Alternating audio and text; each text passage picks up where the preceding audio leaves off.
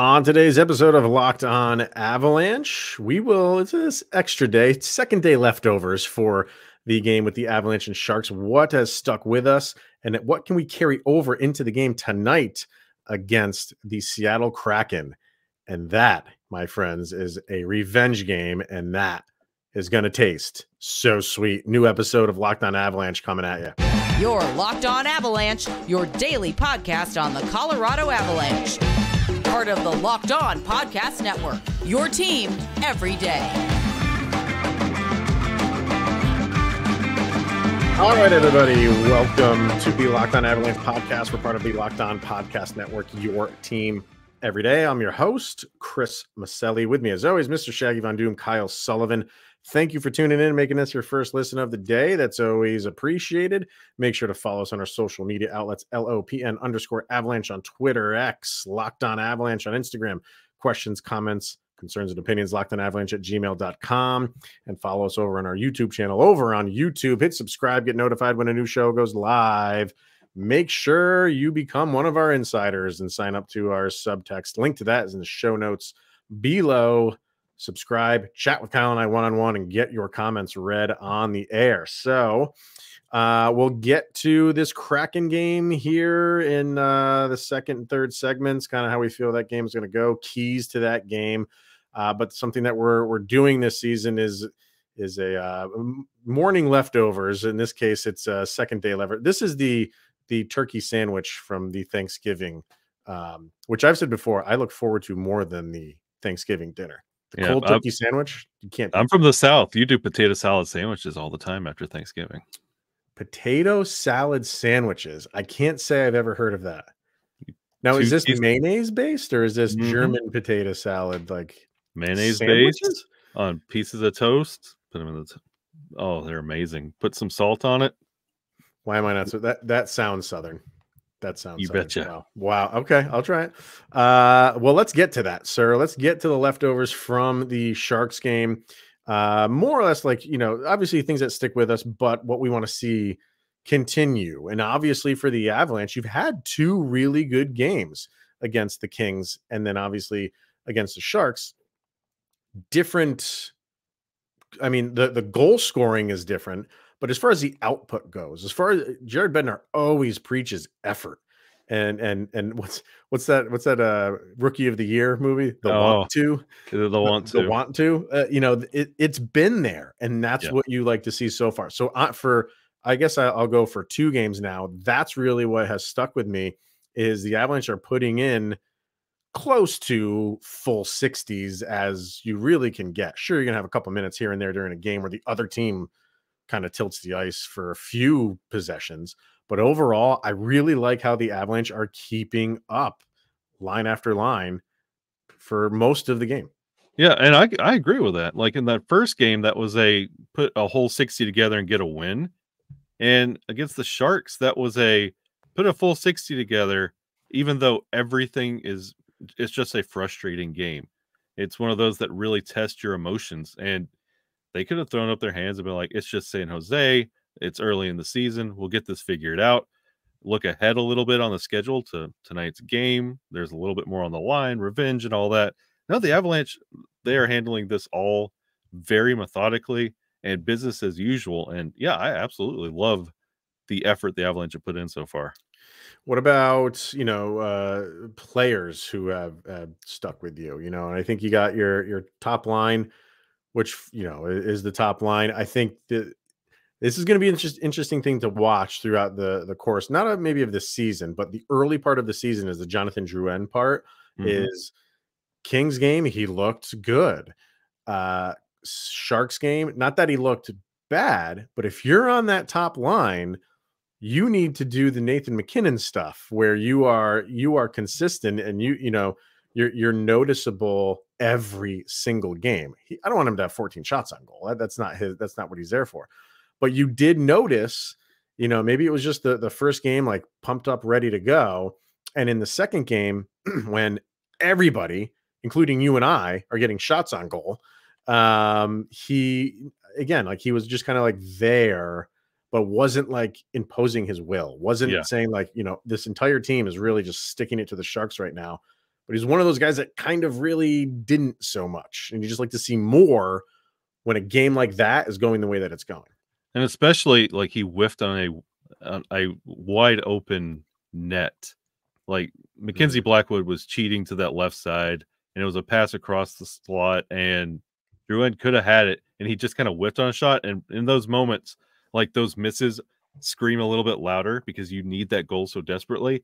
And when you see guys like Mikko Rantanen and Nathan MacKinnon hitting a wall, literally and figuratively, when it comes to Mackenzie Blackwood, and you'd like to see Drouin kind of take a step up and kind of rise to the occasion a little bit and not just stick to that Robin role and like facilitate. Like you'd like to see him challenge a little bit more. I'd like to see that as well. And you know, it's funny you mentioned Drouin and like stepping up a little bit. Like from leftovers of the Kings game, I mentioned that second line needs to step up a little bit. In that Sharks game, I think the second line is stepping up, but not in a way we anticipated. If you look at Ryan Johansson, yes, nothing's really showing up in that Sharks game. Of course, nobody really did. But I think we need to shift our perspective of what Rijo is going to bring, because if you look at his faceoffs, he won 17 faceoffs. Yeah. Like he's not going to be it's looking like this is not going to be one of those 60-point seasons right out of the gate. Like it's going to be a slow burn, but what he's giving you in setting you up for that third line, I think we're taking that second line and anticipating just offense all the way through. But Nuke and Lehkonen, he had 8 shots. Like Nathan MacKinnon had 14. Lehkonen had a sneaky good game. He had like a sneaky good, because you know, and again, I think in the early going, you're going to see that some guys, you know, clicking for them. Just, you know, beginning of the season, it's not the third or fourth month of the season where everybody's kind of like on the same page. Finally, you're going to have those moments where guys have a good game in the early going and then follow it up with not a dud, but just not what they were the game before for whatever reason. You did see some issues with the ice in San Jose. I don't like to harp on that too much as like an excuse for the Avalanche, because everybody's playing on the same ice. You know what I mean? So you can say it's a problem and you can say that it sucked, but it sucks for both teams. So, you know, that is just what it is. For going back to the Drouin thing quickly, like what I would have loved to seen from him is what you brought him in for. And that is, you know, passing on that top line. And when you had 5 power plays, I know he doesn't play on the top line for power plays, but when you get like, you know, minutes or seconds on the power play, even if you get 30, 45 seconds, or even at 5-on-5, when you are kind of there for your passing, find a way to get like a nice cross ice pass to somebody on the tape where they rip home the goal to get that one goal that you needed. Just things like that. I'm not putting all the pressure on him because they were playing a good game, but you know, Cale Makar stepped up when, you know, everything was on the line, and you knew somebody had to, or somebody you wanted somebody to. And yeah, you're always going to rely on guys like Cale Makar, Nathan MacKinnon, Mikko Rantanen. Just would have been nice to see Drouin throw some like crazy pass over to MacKinnon for a one-time or something like that. So yeah, and my last carryover leftover, everything we talked about, like in seasons grades, like the everydayers, when we went and graded everybody's performance last year and what we expect going into this year, I would love to see some Nichushkin action. And I would carry the syllable, Kyle. The real ones know. I would love to see him step up a little bit. And hey, what better game than tonight against Seattle? But he has had a quiet first 2 games. I would love to see him step up a little bit. But I've been surprised on how quiet he has been. Well, let's dive into this matchup with the Kraken, because when the schedule came out, I think early circling was, you know, the third game of the season. You're circling that matchup with the Kraken for obvious reasons. But we're going to dive into that, keys of the game and predictions and all that fun stuff. First, we want to talk to everybody here about the Game Time app. It is the place to go when you need tickets, and you shouldn't have to worry when you're buying tickets to your next big event. Game Time is the fast and easy way to buy tickets for all sports, music, comedy, and theater events near you with killer last-minute deals, all-in pricing, views from your seat, and the best price guarantee. Game Time takes the guesswork out of buying tickets.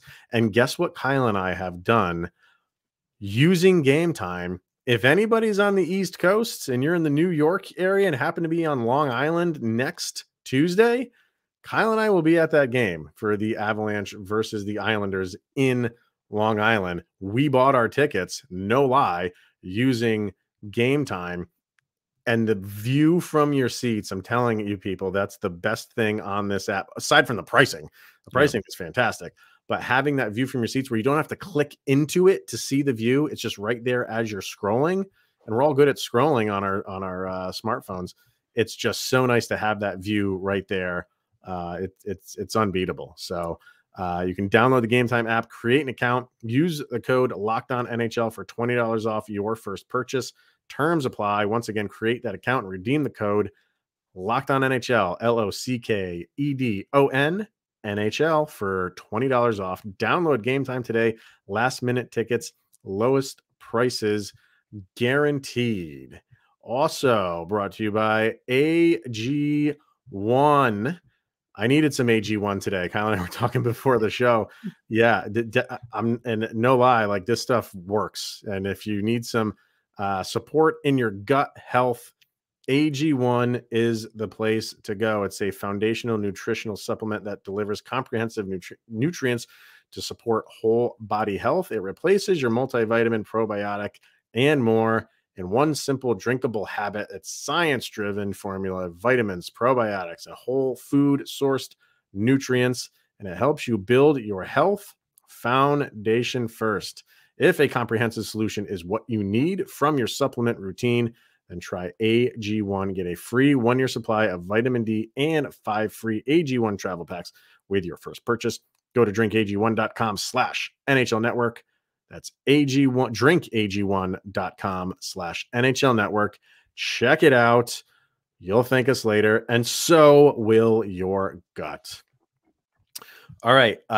Seattle Kraken Day. This is, I know it's a regular season game, and even if, or should I say when the Avalanche win this game? I don't want to be that guy. If the Avalanche win this game, Seattle still got bragging rights here, right? Like they beat us in the playoffs. But this is what the team who loses in the playoffs looks forward to, is that first time where you can get back at them, and at least, you know, be one up in the regular season anyway. We have, if you're watching on YouTube, we are going to throw up this nice fancy graphic for you guys. And this is our keys to the game. We're going to be throwing these up as well on game days. And if you're not watching on YouTube, our 3 keys to the game for this, obviously there it is at number 1, serve up some revenge. You definitely want to get back at these guys. And I know it's, well, for Seattle, not so much, not a different team. For the Avalanche, it clearly is in 2 aspects. You're a healthier team and you had a lot of movement. So this is, for what Seattle's seeing, this is a new team. And even though there's a lot of new guys on this team, like, they're obviously hungry to continue what they've continued to start this season. And they know what happened last year. Even, you know, Jonathan Drouin doesn't need to play for the Avalanche to know what happened last year. He's heard it from his teammates, and he's ready to go just as much as Nathan McKinnon is. Yeah, and you say it's a serve up some revenge game. Honestly, if you look at the trajectory starting out this season for these two teams, it's name on name, but the Avalanche are completely different. They are very hungry, and the Kraken are reeling a little bit, and especially going into this game without Brandon Tanev, that's also going to be the excuse, like, yeah, you won, but if we had a fully healthy team, where does that sound familiar? But yeah. The Kraken could use that excuse, and honestly, you could kind of throw it back in their face, like, there's our revenge. That's what it's like when you're not a healthy team. That's why we can beat you and will beat you again. I don't want to hear that as an excuse. Like, number one, you don't have the injuries that the Avalanche had, And the Avalanche weren't allowed to use that as an excuse in the playoff round. You can't use it as an excuse in the regular season. And I don't think they are. No. But, it's just apples and oranges. And you mentioned Seattle reeling, and that's our second key to the game is keep them reeling. They have not won yet. They're 0-2-1. And tough first game. Like they had that opening matchup against Vegas. That's a difficult game to go win. Obviously, that's a banner raising night, cups in the arena. That arena is crazy anyway, but for that specific game, that's a tough task for any team to start their season. But I thought Seattle did okay in that game. The problem with Seattle right now is they can't score. They can't figure out how to score. This is almost like what the Avalanche did against the Sharks so far over the course of 3 games for Seattle. They've scored 2 goals total. They scored 1 in Vegas. They didn't score at all against Nashville. And then they scored 1 against St. Louis. They did have one called back in St. Louis for goalie interference, but they lost to a shootout against St. Louis. So they are struggling to find a scoring touch. So you can't just sit here and say like, oh, because they're struggling to score, that's going to continue. No, they're going to want to correct that. Obviously, they're getting pretty good goaltending early on. So this is a team that is going, and this is their first home game, I believe. So what they went through in Vegas, the Avalanche are going to be going through that in Seattle, and you don't want them to figure it out now. You want to keep the pressure on them. And Georgiev's been playing well. So this is like, this is a good matchup for him because Seattle's going to do everything in their power to figure out what's going wrong, even though we're 3 games into the season for them. And this, even though it's 3 games into the season, this has the perfect DNA and setup for a trap for the Colorado Avalanche. That first game was I don't think so. Oh, but continue. Yeah, go ahead. That first game was a dominant performance. Congratulations, you won, Colorado. The second game, you had to bite, scratch, and claw and do everything right to beat the San Jose Sharks, but you did it. Congratulations. Now you go with this whole the revenge aspect. Seattle is not fond of where they're sitting, and they look at their roster top to bottom and they say, we can do better, we will do better. And you hope to like Seattle can correct this team isn't broken. Sure, yeah. And that home cooking is going to help. That's a rowdy environment. I was very surprised to see them in the playoffs last year, how just crazy that environment was. Colorado has to be careful. Like, you need, like it says on our keys, to keep them reeling. This is the game where you need to get out there and dictate the tone. This is not a team you want to be behind and playing to their strengths, because it's going to be a long 60 minutes. Well, you don't want to play from behind in this game in particular, because like I said, it is their first home game. So you get behind early, that crowd is just going to, it's just going to crescendo, keep going higher and higher. Not that gets under the Avalanche, but it's just makes it a little bit more difficult, just a little bit more difficult. I don't think any way, shape, or form this is a trap game. This is something the Avalanche have been looking forward to since their season ended. And I wouldn't even care if Seattle had as many injuries as the Avalanche did last year. Avalanche would be like, okay, then we're just going to dominate you even more. But no, I think Avs have been looking forward to this. They're thinking big picture, right? This is not their season. This is not the Kraken season. It's the 3rd game of the season 4th for Seattle. But for an early season game where, it wasn't that long ago that you were eliminated by these guys, this is still fresh in their minds. And this is going to catapult them forward, to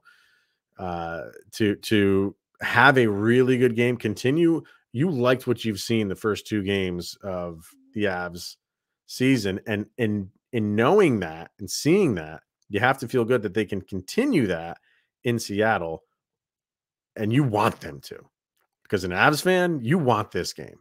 You do. It's not like I said, it's not the end all be all, and it's not your Stanley Cup, but this will just make you feel good for a little while if they can just get one back and in a dominant fashion. You'd like to see that too. And could turn the Seattle Kraken season around if they do squeeze out a win here. Definitely. So it's very pivotal. You're going to get a great effort from them, no doubt, because they don't want to they don't have a 1 in their win column yet. They don't want to keep that going. And, for them, the thing that you always hear about the Kraken, and this is our third key, is depth. And that did bother the Avs last year. And I think that was a big reason for the moves that they made for the Avalanche in the offseason, was to really shore up that depth. Yeah, you had the injuries, but I'm saying, like, you're not going to use it as an excuse. You feel good about the Avs depth right now. Yeah. And you feel good, especially, we keep talking about that third line. You want to see that matchup. Fourth line just has to go out and do what it's got to do. And then you turn it over to the big guns in the top 3 and the top 6. But you got to win that depth duel, because Seattle they can roll out 4 lines comfortably. And you have to match that. And with Colorado's fourth line kind of always being in flux and still figuring that out, it's going to be a line matchup game. What works, what doesn't. You're going to see the adjustments going in and out of the periods. I'm curious to see what the lines end up being in period 3, because it's going to be a line matchup game.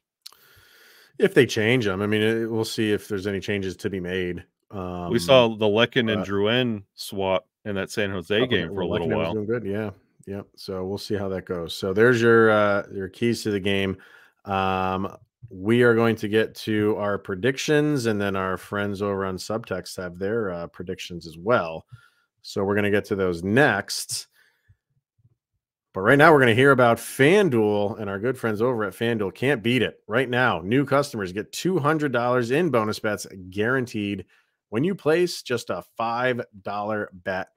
And that $200 comes to you in the way of bonus bets, win or lose, Kyle. So if you just hate betting against the Broncos, go ahead, bet $5 for them to win, and you'll get $200 in your FanDuel account.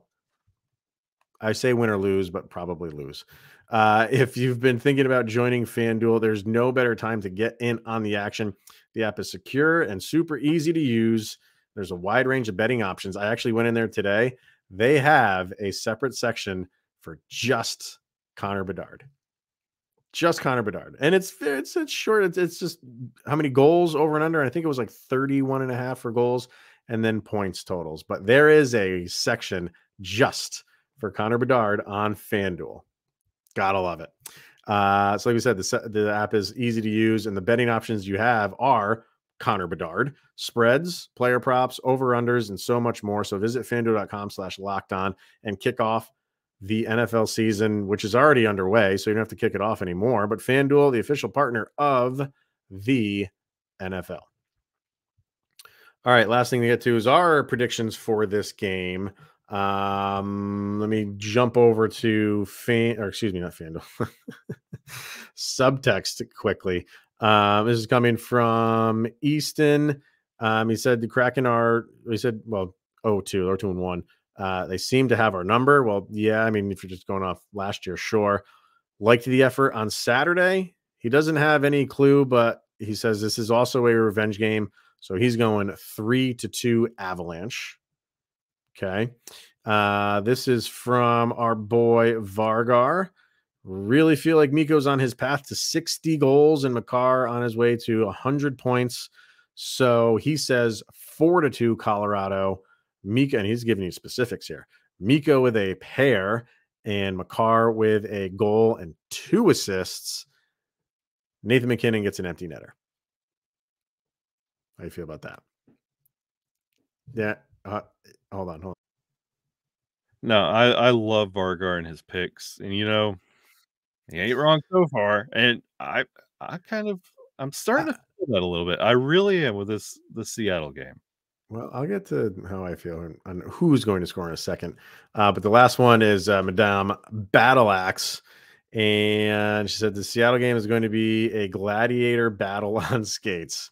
I truly can't call this one, but my inner gambler is betting that it will be tons of penalties.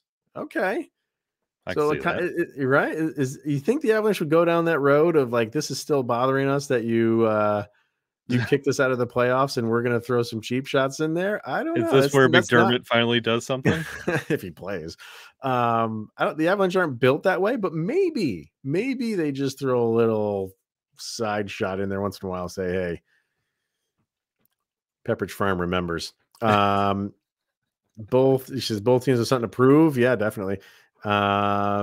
Seattle wants to show that what happened wasn't a fluke. I agree with that, but I think they just want to get their season right now. Yeah. Where the Avalanche have been doing well so far, they can look back and be like, yep, you're our next opponent, but you're also the team that knocked us out. Where Seattle might be looking at it as, we just got to get a win. Don't worry about all that other stuff and what happened in the playoffs. They don't need to because they beat us. So, but she says the score will be 4-3 Avs, and this will go into overtime, and Mikko will score the game winner. So there's some from the fine people over at Subtext, which you can get in as you want. Show notes below. Subscribe to that. What are you thinking, sir? This feels like a 3-1 game, and it's going to feel like a tie all the way through. It's going to be rough. It's going to be a rough game. There's going to be a lot of emotions, but it's going to be 3-1 Avs, and I think it's going to be 1-1 going through 2, and they're going to tack on those last 2 in the third. Yeah, I think you're going to get a good shot out of Seattle, just because what I just said. Like they're going to home opener for them. They don't have a win yet.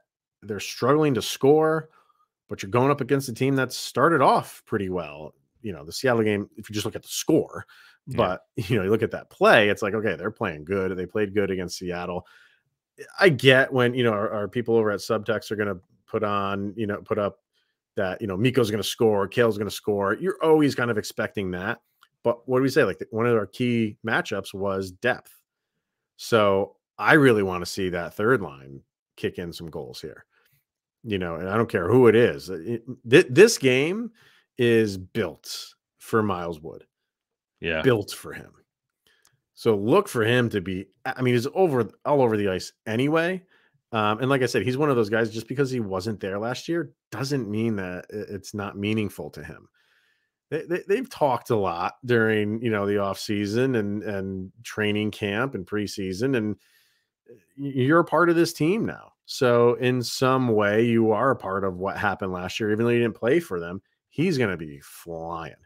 And God, I wish how he was there last year, but we got him this year. And I think the Kraken are in for a healthy dose of Miles Wood. Yeah, I completely agree with you. I think the Kraken will be surprised with how this third line is comprised. And I think both Miles Wood and, honestly, Ross Colton might have themselves, like, their acquaintance with the Avalanche fans. Like, these guys are for real, and they're here to stay for a while. Yep. And if you get some power plays, got to come through on those. That's the one area Avs struggled a little bit. They've looked good in most spots. But get a few of those in, and that only helps the cause, right? So, but I think you're right, man. I think this is going to be a good game.